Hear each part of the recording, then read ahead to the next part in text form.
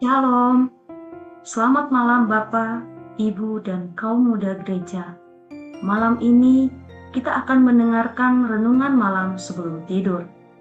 Matius 4 ayat 39. Ia pun bangun menghardik angin itu dan berkata kepada danau itu, "Diam, tenanglah."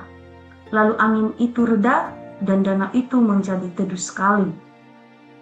Ada sebuah ketakutan yang melanda para murid Yesus karena mengamuknya taufan yang sangat dahsyat dan ombak yang menyembur masuk ke dalam perahu, sehingga perahu itu mulai penuh dengan air dan beresiko bisa tenggelam. Saat ketakutan itu begitu menekan, mereka membangunkan Yesus yang sedang tidur di buritan kapal di sebuah tilam.